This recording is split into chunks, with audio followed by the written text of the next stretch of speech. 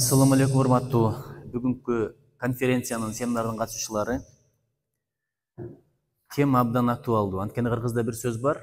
Агай 7 күндүк жамгырдан желип өткөн суу жакшы деген. Суу жеткен жерде дыйканчылык болот экен, суу жеткен жер гүлдөйт экен, суу жеткен жерде жумуш орундары болот экен, суу жеткен жерде айылдын жашоосуна бир берекеси артат экен. Ошон үчүн жакында мен мына жанымда отурган Искендер Агаев убагында областты башкарган, вице-премьер болгон, Айыл чарба министрлигин башкарды. Кече жакында эле комитеттин жыйынында ошол сунушту киргиздим. Мындан ары айыл чарба министрлиги эмес, биринчи орунга суу чарбасын койсок деп. Не дегенде айыл чарбасы Советтер Союзу учурунда айыл чарбасы болгон. Мал жандык, бодо мал мамлекеттин өзүнүн карамагында болгон совхоз колхоздордо. Азыр негизинен айыл чарбасындагы бүт жан-жандык булардын бардыгы жеке менчиктер. Азыр аларда маалымат сураса, Кыргызстанда мынча топоз, мынча уй, мынча кой бар дейт. Ал мамлекеттин бир деле чарбасы жок мен билгенден. Бүт жеке менчик чарбадагыларды санап берип коет. А бирок суу чарбасы бир мамлекет кыла турган иш экен да. Каяка барбайлы суу алып келип бергиле, канал алып келип бергиле, суу чыгарып бергиле, өзүбүз гүлдөтө элек дегендер толуп тура. Ошон үчүн тышка кеткен миграциянын агымын токтотконго дагы ушу суу чарбасын биринчи орунга коюш керек экен. Бүт мамлекеттин акчасын бөлүп, азыр суу чыга элек такыр жерлерге суулар жеткире турган болсок, гүлдөйт, бак болот, дыйканчылык болот, элдин турмушу жакшырат, жумуш орундары түзүлөт, экспорттук потенциалыбыз көтөрүлөт. Ошон үчүн биринчи орунга ушуну койсок десек, министр өзү дагы ушуга макул болду, көрдүңүздөр. Ошон үчүн бүгүнкү тема абдан актуалдуу. А дейбиз, бу дейбиз, эл менен түздөн-түз иштеген айыл өкмөттөр өздөрү болот экен. Жергиликтүү кеңештин депутаттары болот экен, алардын төрагалары болот экен. Бүгүн бүткүл Кыргызстан боюнча ошондой адамдар келип олтурат. Силерге ийгилик каалайм. Ушул жерде топтолгонуңуз абдан жакшы болду. Ой чогулуш керек экен, идея чогулуш керек экен. Андан кийин бир жакшы ойлор туулат экен, ошонун негизинде саясат кетсе абдан жакшы болот. Кеңешпескен бармак урбайт деген бекер эмес экен. Анан дагы бир нерсени айткым келип атат. Ошо элди журтту сууну сарамжалууну пайдаланганга үйрөтпөсөк болбой эмес агай.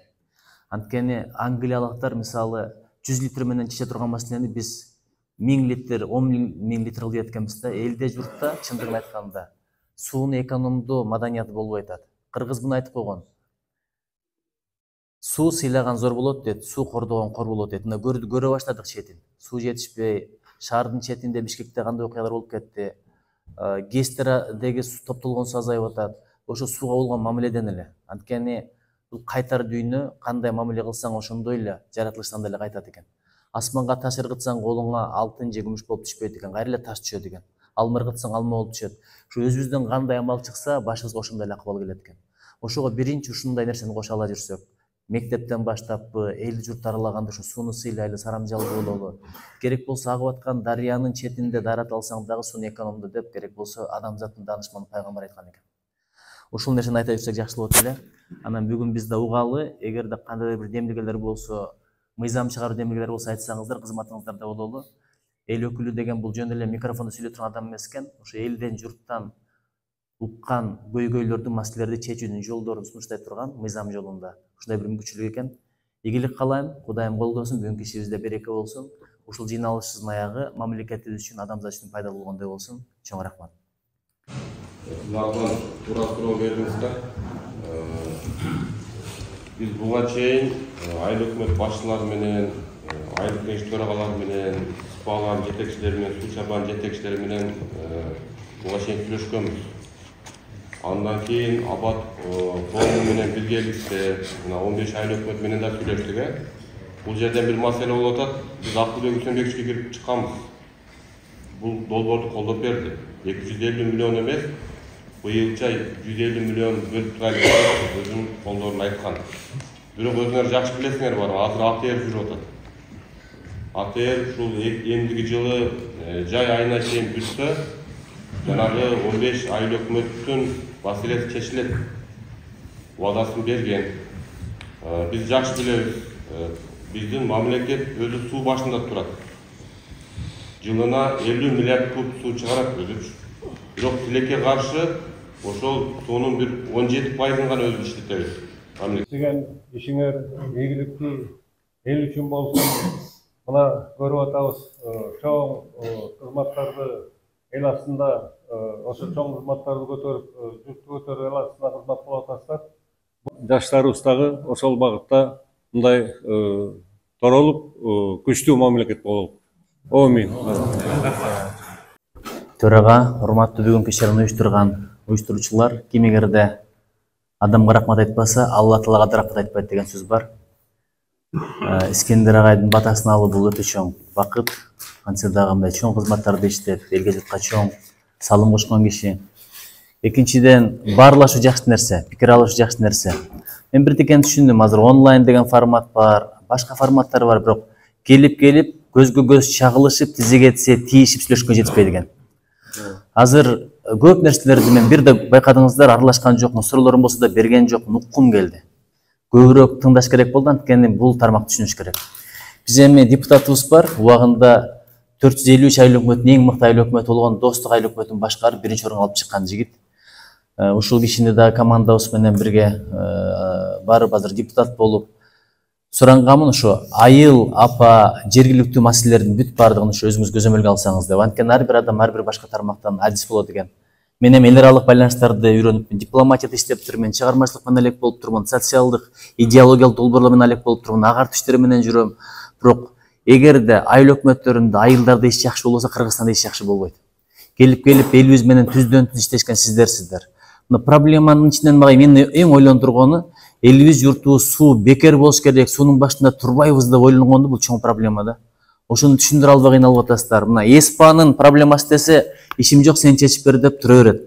Менин ишим эмес десеңиз, анда проблемаңыз дагы көбөйөт. Ана мына гос актылардын маселе болгону, чындап эле карамаңарга алып иштетип берели десеңер, ал үчүн акча төлөп атсаңар, бул абдан эле кыйын маселе экен. Өзгөчө ген планга 100 миң деген, 200 миң деген миллиондогон акчалар. Ошол эле архитектура акча алып атат, айлык алып иштеп атат. Анан таптаяр типовой долбоорлор бар, ошого карабай эле тыйнала берсе, мен булардын баарын иликтеп көрөлү. Азыр деле биз ушул айыл өкмөттөрүнүн акыбалы жакшы болсун деп, жанагындай бир стим гранттар тиги булардын көлөмүн көбөйткөн мыйзам долбоорун кылып койдук. Жакында мына 5 мыйзам долбоорубуз чыгат. Ошонун башында турган ушу Замирбек мырза, кызматыңарды кылабыз, дайыма байланышып тургула, айтып деп тургула, региондорго да чыгып турабыз. Эмне дейбиз, ден соолугуңуздар чың болсун. Мына ушул каналдар бескоз болуп атат дедиңиз, ага инвентаризация керек депчи. Ушу ээси жок болсо, ошол жерде береке да жок, иш да жок. Анан келип кыйналган ким болот? Элибиз болот. Анан өтө ойлондурган маселе, бир сөздү айттыңыздар азыр. Жылдан жылга суу тартыш болуп баратат, бирок сууну керектөө көбөйүп баратат деп. Бул мындай чоң кризистин алдын ала турган жаңырыгы да. Ушулардын баарын угуп көрдүк. Сунуштарыңыздарды да жазып алдык. Ошолордун баарын ишке ашырганга аракет кылабыз. Дайыма байланышып туралы. Байланышып турбасак, иш алдыга кетпейт. Биз мына агайдын өзү менен телефон менен сүйлөшкөнмүн. Жөн гана мындай устат катары тажрыйбасын үйрөнөйүн деп өзүнө телефон чалганмын. Бир чай чабанчамчы кеңеш берип турбайсызбы деп. Бул жерде Кудай Таала жолуктуруп койду. Ошо чай үстүнө да пайдалуу сөздөр болот. Кудай колдосун, коргосун, эң башка ден соолук сактаңыздарчы. Анан бир декен ойлоп атам. Эмне болсо деле ишиңиздер көп, бирок мындай өзүңүздөрдүн үстүңүздөрдөн иштеп, тил үйрөнүңүздөр, илим билим алыңыздар, китеп окуңуздар, эмнеге айтып берейинби? Анткени сиздердин араңыздардан премьер-министрлер, президенттер чыкса, иш жакшы кетет болчу. Себеби ушул деңгээлден баштап, мурдагы союздун учурунда кадровая номенклатура деп жаш тарбиялачу, ушу төмөндөн тарбиялап келчү, ошончо жетекчилер бардыгын билчү да. Азыр анча-мынчабыз тияктан бияктан чыгып калып атабыз, ошого суранат элем.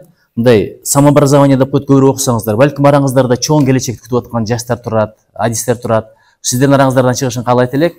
Анан дагы бир мыйзам долбоорун даярдасы деп атабыз, ким болуусу келсе ушул сөз муниципалитет иштесин деп. Парашютисттер түшүп алып туруп, ишти билбей, силерди да кыйнап, өздөрүн да кыйнап, бизди да кыйнап, мамлекетти деле мындай сазга түртүп атпайбы? Ушул багыттарда биз иштейбиз, Кудай кааласа. Бар болуңуздар, жараткан жар болсун. Рахмат силерге.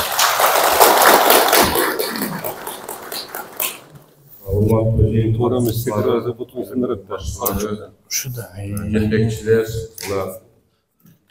жакшы талкуу болду деп ойлойм.